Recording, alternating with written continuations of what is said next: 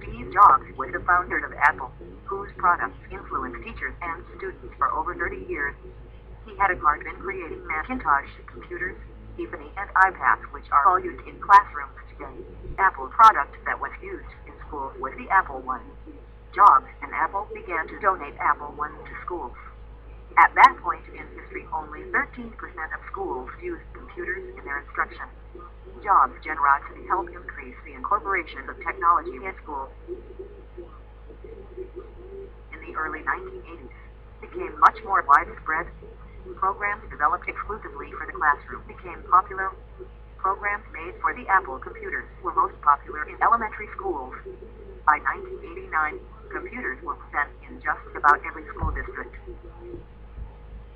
So, Steve Jobs helped create the first Macintosh computer in 1984. Soon after, Jobs was fired from Apple and started out on his own, creating Pixar and Next Step. He returned to Apple in 1997. Apple began its Distinguished Educator Program to identify and training teachers in using technology. Jobs often talked about Apple operating at the intersection of technology and liberal arts. Jobs' greatest contribution to education might be the latest invention of the iPad. iPads have many uses in the classroom. They can be used as digital textbooks. These textbooks offer more interactive things for students. They can look up meaning or pronunciations of words just by highlighting it. There are also many different interactive features that can be incorporated in virtual textbook that cannot in a traditional textbook.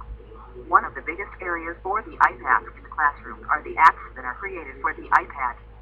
There are over 20,000 educational apps available in the App Store, from a frog dissection app to a Faces of the Moon app. The iPad created a platform for many programmers to use to be creative with these apps. eToonz is another program that can help you create a virtual classroom just on the iPad. It enables the teacher to have all the materials and information in one place where their students can find it. Many school districts are piloting iPad programs. Some schools are going as far as giving every student their own iPad. They are changing the way some schools are teaching their students. So, NPR recently reported how Apple devices are being used in the classroom. The article illustrates this new trend with the following. At San Treated Elementary in Los Altos, California, 5th graders do their math on MacBooks while their teacher is using an iPad to track their progress. Through this example and many others, it's easy to see how Apple has completely revolutionized traditional methods of teaching. Teachers can now keep track of how students are performing on a second-to-second basis, and students can receive instant feedback.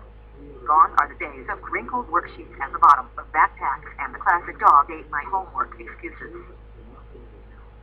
So, Steve Jobs will go down in history as one of the greatest contributors to the world of educational technology.